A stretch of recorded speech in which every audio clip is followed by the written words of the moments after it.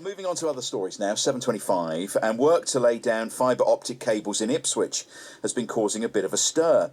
Now, it's not the wires themselves that people are unhappy about, or the work being done. It's the quality of the materials used to fill in the holes, the trenches, once the workers have finished. Our reporter Steve Martin has the details for us.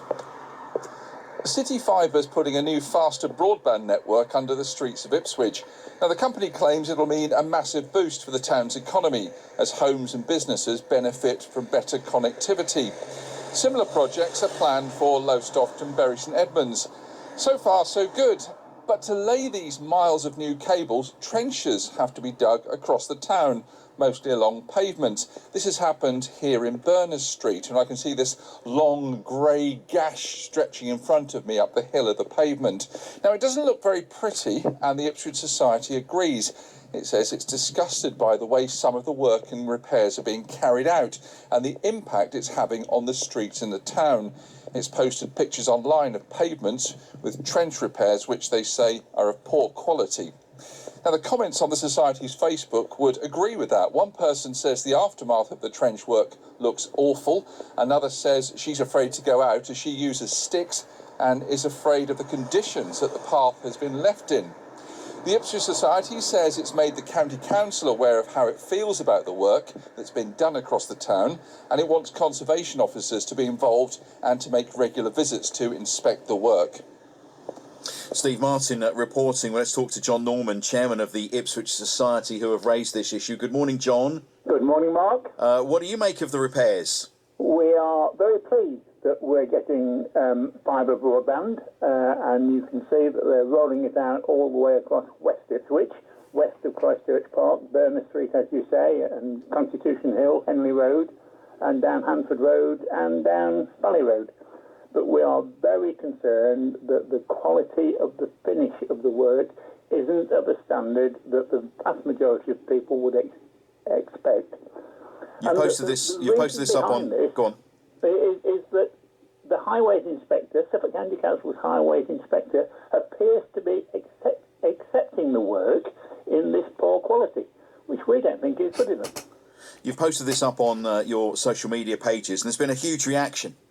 Of course there has, because you wouldn't want the pavement outside your house to finish up in the state that the vast majority of these pavements are finishing up in. There are two separate issues, effectively. There's the issue of the pavements inside the conservation areas, which deserve a little bit of care and attention, but equally there are those that are not in the conservation areas, but are outside people's houses, and people want a bit of a quality of finish, at least to the standard that the pavement was before Volkersmart, who are the contractors, moved in. John, stay with me. Charlie Kitchen is with us now from City Fibre, their city manager for Ipswich. Charlie, good morning. Good morning, Mark. A lot of people very appreciative of the work, as you heard there, really keen for the cable to go in, but absolutely appalled at the finish that's left. Yeah, well, I mean, this is a major project that we're undertaking. It's a £30 million investment across Ipswich. And as your report said, to do this, we've got to dig. We've got to dig the trenches. Where we can, we're going to be using telegraph poles to reduce the amount of digging. But we do follow strict guidelines. We are obliged to reinstate to as close finish as, before we started. So where it's tarmac, we have to use tarmac. Where it's slabs, we lift the slabs and then relay them again, and concrete on concrete. So we do endeavour to do the reinstatement as close as we can to as it was when it started. But inevitably there will be, a line, particularly with tarmac, where we have dug out and refilled. Now, a couple of points to make. Tarmac in particular, it always looks worse when you first fill it in. So it'll be much darker than the surrounding tarmac. So it looks, for the first few weeks, it looks much worse than before you started, but it does weather over time. Likewise with paving slabs. When we put back new paving slabs into old areas, they will be lighter in colour because they're new. And again, it takes time to weather over time. But we're hearing reports of uneven surfaces being left where people are worried that they're a trip hazard. Yeah, well, that is something we will go in and fix, because that is not acceptable to us. We do inspect. We have our own teams at City Fibre that go and check the work. We also work with the county highways, and John mentioned the inspector that we work with who checks the work, and if it's not acceptable, if we're not happy with it, or the county highways team is not happy with it, then we redo it. There will sometimes be temporary reinstatement that's undertaken, where we're not able to finish the job all in one go, or we need to come back again. There will be a temporary finish, and we have up to 3 months to go back and redo that permanently. So some of the cases, I suspect, are where we've only temporarily redone it. We're going to come back and finish it properly. However, I do appreciate, I've seen lots of the photos as well. There are areas that you can't be proud of the work. I'm not happy with. Sorry? You can't be proud of the finish. Not in all areas. In most areas, it's good. It's very good. But in some areas, no, I don't think we've done a good job. And rest assured that we will be going back, revisiting those areas, particularly with clean-up. So I've seen some photos of areas that I don't think have been cleaned up well enough.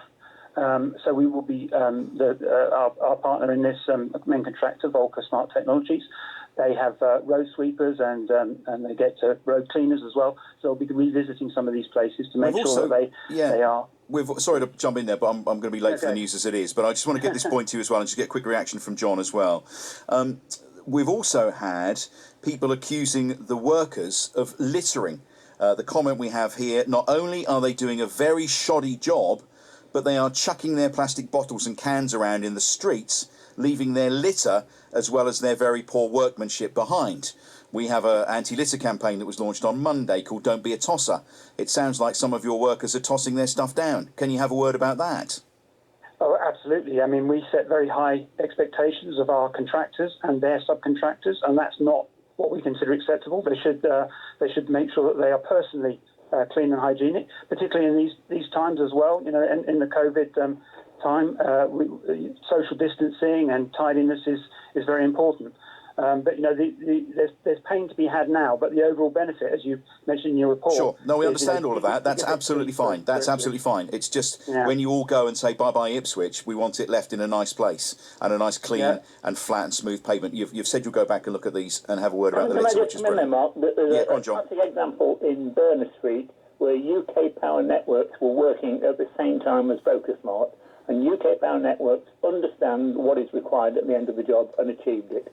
Focusmart didn't, and although they've been back trying to clean it up, it is still unacceptable. OK, all right, well, there's a challenge for you there, Charlie Kitchen. Thank you very much for joining us from the fibre company called City Fibre, who are undertaking the work, and John Norman of the Ipswich Society, unhappy with the way the pavements are being left after the work is finished. And the rubbish.